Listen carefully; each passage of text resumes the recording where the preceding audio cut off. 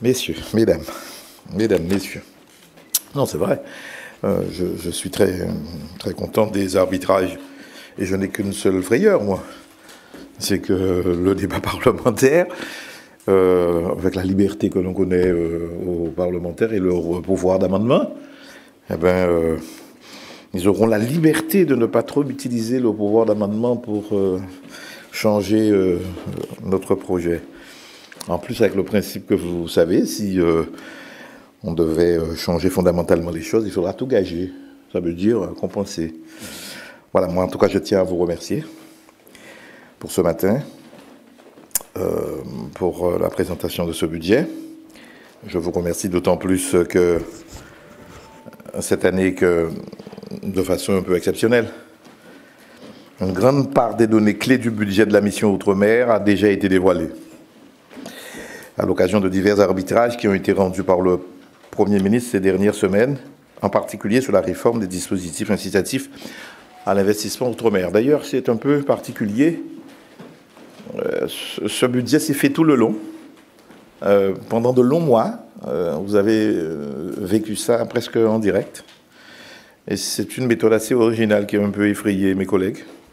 Et pourtant, ça a donné de bons résultats. Et je crois, même lorsqu'on avait des désaccords profonds avec les socioprofessionnels, mais ça a permis non pas de faire approuver, mais de mieux comprendre et de voir les contraintes.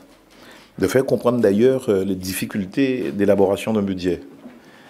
Et de voir que la France a quelques nécessités, celle de redresser son budget, de respecter des engagements nationaux, mais aussi internationaux.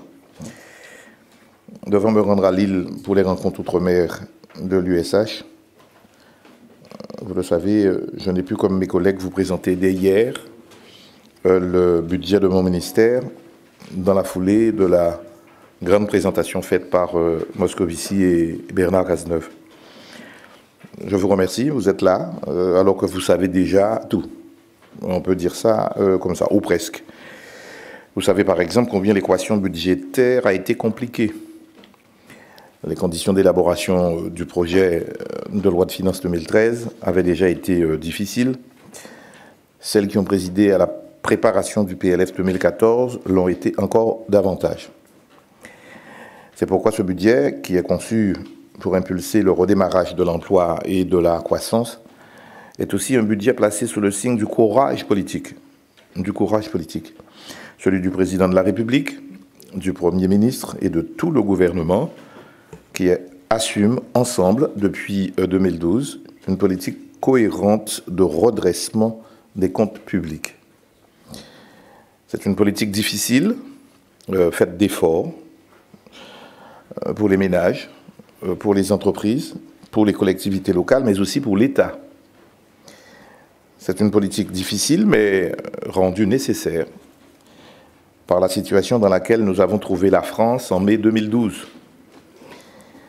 Mais le sérieux budgétaire, nous le mettons au service de priorités qui sont connues, l'emploi, l'éducation, la sécurité, la justice et les outre-mer.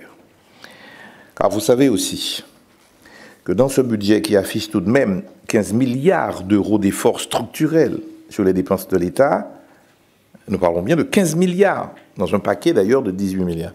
15 milliards, les outre-mer, tout en participant à l'effort partagé de maîtrise des dépenses publiques, font partie des missions qui ont été préservées et qui voient leur crédit progresser de 1%, soit 20 millions d'euros supplémentaires, pour atteindre un budget de 2 milliards 10 millions en crédit de paiement. Progresser, c'est déjà un signe fort. Progresser dans un tel contexte est encore plus remarquable. Mais surtout, progresser pour la deuxième année consécutive, c'est la preuve que nous sommes bien, là aussi, depuis 2012, dans une action cohérente et de long terme au bénéfice des Outre-mer. Nous disions il y a un an, alors que certains nourrissaient peut-être quelque incrédulité, que les Outre-mer étaient une priorité pour ce gouvernement.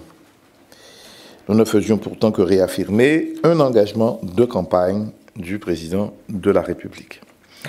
Nous pouvons dire aujourd'hui que cette priorité se trouve confirmée et même confortée, non seulement par le budget de la mission Outre-mer, mais plus largement par les choix politiques et économiques du Premier ministre et donc du gouvernement. Avec le budget de sa mission combiné aux dispositions du projet de loi de finances qui concerne nos territoires, le ministère des Outre-mer disposera, comme en 2013, des moyens d'agir selon les priorités qui sont les siennes et qui s'inscrivent en pleine cohérence avec la stratégie définie par le Premier ministre. Agir en faveur du logement social, grâce à une augmentation de 8% de la ligne budgétaire unique, renforcée par la préservation des dispositifs d'incitation fiscale. Agir en faveur des entreprises, avec le renforcement des aides directes aux entrepreneurs, un quasi-triplement, et le maintien d'une fiscalité favorable à l'investissement dans le secteur productif.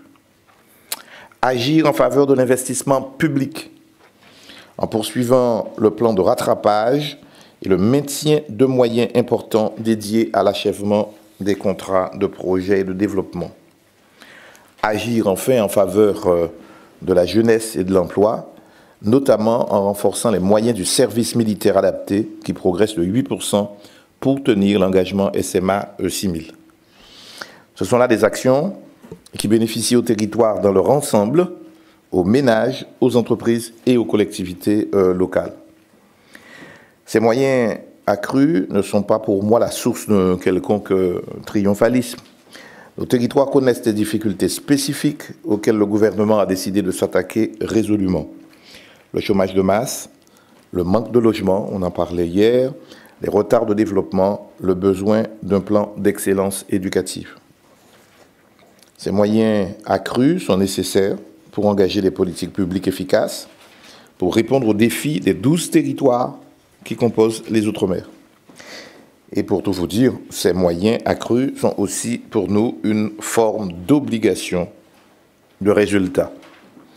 Par ailleurs, je veux souligner que ces crédits en hausse ne signifient pas que les Outre-mer s'abstiennent de participer à l'effort partagé par toutes les missions gouvernementales de maîtrise des dépenses publiques. Nous y avions participé en 2013, nous le ferons avec la même ardeur et le même esprit de responsabilité en 2014.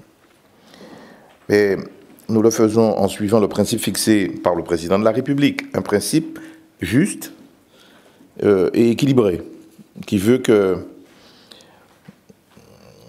nos territoires, qui figurent parmi les plus fragiles et les plus défavorisés de la République, participent à l'effort en tenant compte de leurs facultés contributives. C'est une belle formule de la Déclaration des droits. Car le sérieux budgétaire, ce n'est pas une question de valeur absolue. C'est d'abord une démarche. C'est une responsabilité.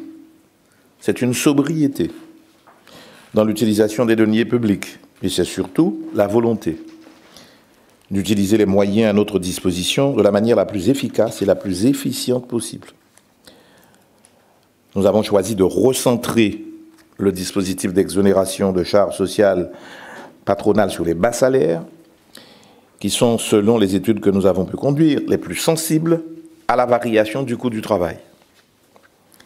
Ce recentrage qui stabilisera la dépense liée aux exonérations à un niveau proche de celui de l'exercice précédent, et en tout cas supérieur à celui de 2012, entraînera un ajustement d'environ 90 millions d'euros par rapport à la prévision initiale pour l'année 2014. D'ailleurs, personne ne l'a commenté. En fait, ça ne fait qu'une dépense de 24 millions par rapport à 2013. Lorsque vous ne jugez pas par rapport au triennal, la tendance sur 3 ans, par rapport à l'an dernier, ça fera 24 millions. Et donc, en réel, 24 millions, j'ai entendu. Et ces 24 millions, ben, on met quelque argent tout de suite sur l'accompagnement des entreprises, mais j'en parle un peu plus loin. L'effort est réel, mais il n'est pas insurmontable, d'autant que j'ai eu à le souligner, le crédit d'impôt compétitivité emploi représentera 320 millions d'euros d'allègement supplémentaire du coût du travail dans les Outre-mer en 2014. Les charges des entreprises ultramarines baisseront donc en 2014. En outre, sur ces 90 millions d'euros, 25 millions seront redéployés dans notre budget même pour financer des mesures nouvelles de soutien à l'activité aux entreprises. C'est tout le sens de notre action. Renforcer l'efficience de la dépense publique, travailler autrement, mieux cibler nos interventions. Et si je devais faire un commentaire, vous avez 320 millions en CICE et 24 millions d'exonération de charges patronales. Ça fait un différentiel de 300 millions en faveur des Outre-mer. La presse ne l'a pas examiné comme ça, je ne l'avais jamais présenté comme ça non plus. On parle toujours de 90 millions par rapport à ce qui avait été prévu dans la loi de programmation des finances publiques. Mais dans la réalité, c'est ça. C'est de l'arithmétique, mais c'est ça. En tout cas, travailler autrement, mieux cibler, c'est le choix que nous faisons. C'est aussi, je le rappelle, celui qui a permis de réformer, tout en les préservant, les dispositifs d'incitation fiscale à l'investissement dans le logement social et dans le secteur productif. Cette réforme a été menée au terme d'une concertation en tout point exemplaire et inédite par sa durée et sa portée. Je veux dire aussi par l'ampleur qu'elle a prise et par le nombre de partenaires consultés. Nous avons écouté, nous avons travaillé, nous avons abouti. Les dispositifs seront mieux encadrés, plus efficients, mais l'engagement du président de la République de maintenir l'intensité de l'aide apportée par l'État aux exploitants ultramarins a été respecté. Nous pouvons nous féliciter de ce résultat, car les arbitrages qui ont été rendus sont équilibrés pour les Outre-mer. Bien sûr, j'entends l'expression de certaines craintes quant à la mise en œuvre de cette réforme, qu'il s'agisse du seuil des entreprises passant au crédit d'impôt, les fameux 20 millions, ou de la manière dont il sera mobilisé. Nous sommes, on le sait, des pragmatiques. Nous savons que la loi ne règle pas tout.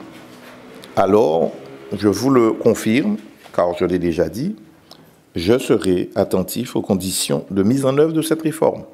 D'ailleurs, la concertation n'est pas terminée. Et sur ce sujet, je confirme, on poursuivra cette concertation. Elle associera les milieux économiques, les établissements de crédit, les élus et l'État, dans l'esprit de construction collective qui a été le nôtre jusqu'ici. Ce choix de l'efficience, c'est aussi celui qui me conduit à vouloir agir concrètement sur ce qui peut paraître une évidence, à savoir que le développement de nos territoires passe par des mesures fortes en faveur des filières économiques d'avenir. Cela suppose des entreprises compétitives, prêtes à se développer dans un cadre lisible et stabilisé. Ce cadre, vous l'aurez compris, nous nous attachons à le tracer depuis 2012. Plus de fluctuations, chaque loi de finances, on bouscule tout. Bon. Le projet de loi en faveur de la compétitivité des entreprises ultramarines sur lequel je travaille en constituera une nouvelle étape. Il portera cette ambition de contribuer à relancer un cercle vertueux de croissance, créateur de valeur ajoutée et d'emploi. Et l'État ne fait pas que définir le cadre, il intervient aussi aujourd'hui. Nous sommes armés pour poursuivre notre feuille de route et continuer le mouvement de retour de l'État dans les Outre-mer et de retour des Outre-mer au cœur de la République. Et je pourrais illustrer ça par plusieurs choses, mais ce serait trop long. Le retour de l'État, la présence de l'État, l'autorité de l'État. J'ai eu l'occasion hier d'expliquer, lors des rencontres outre-mer du congrès de l'USH, l'Union sociale de l'habitat, que parler d'une ambition en faveur du logement social, ce n'était pas se payer de mots. Et ce budget en est la preuve. Avec une LBI revalorisée de 18 millions d'euros. Et lorsqu'on a été député, je peux vous dire, maintenir les crédits de l'année précédente, c'était déjà une épreuve. Et c'était une gageure et souvent un défi. Là, depuis déjà donc 2 années, deux lois de finances initiales, avec d'ailleurs un collectif en 2012, 18 millions, c'est déjà remarquable. Avec un cadre fiscal préservé et même enrichi de nouveaux outils de financement. Avec l'engagement que nous avons pris de nous inscrire dans une programmation pluriannuelle afin de donner de la visibilité et d'atteindre un objectif ambitieux de construction et de réhabilitation de logements. Ce retour, c'est aussi un État qui investit et accompagne les collectivités locales dans leurs projets, comme c'est le cas avec le Fonds exceptionnel d'investissement, dont une nouvelle tranche de 50 millions d'euros sera engagée en 2014. Alors, on aurait pu espérer 100 millions, mais on a 5 ans pour respecter l'engagement de 500 millions. Ce fonds créé en cohérence avec les engagements du président de la République a permis en 2013 de financer 47 projets dans tous les territoires. Des territoires où la commande publique est un élément essentiel pour la relance de l'activité et de la croissance. C'est dans cet esprit que les crédits de paiement du 3e instrument financier en Polynésie progresseront de 10 millions d'euros, afin de faciliter la réalisation d'investissements structurants si nécessaires à la collectivité. Un État qui investit en réponse à des besoins aussi criants qu'élémentaires.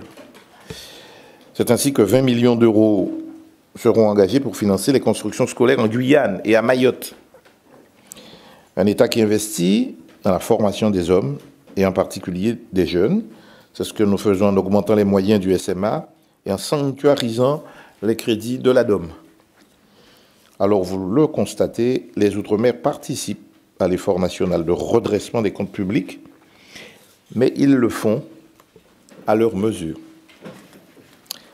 Je l'ai dit et je le répète aujourd'hui devant vous, l'architecture générale du PLF 2014 et des crédits de la mission Outre-mer constitue le meilleur équilibre possible pour nos territoires dans le contexte actuel. Car ce budget nous permet de consolider l'ensemble des priorités de l'action que nous avons engagées depuis plus d'1 an. C'est un budget d'action en faveur des Outre-mer, de leur développement, de leur jeunesse, de la croissance et de l'emploi. Voilà, je vous remercie et je dirais d'ailleurs que ce budget a été bien reçu pour ce qui me revient, jusqu'ici bien reçu, même si ici ou là j'ai entendu les critiques sur les exonérations de charges patronales de sécurité sociale. Je crois très sincèrement que le patronat a compris que tous nous devons participer à l'effort de redressement et que somme toute ce qui est demandé est proportionné. Et donc on n'a pas à se plaindre d'autres missions. On fait des efforts très conséquents.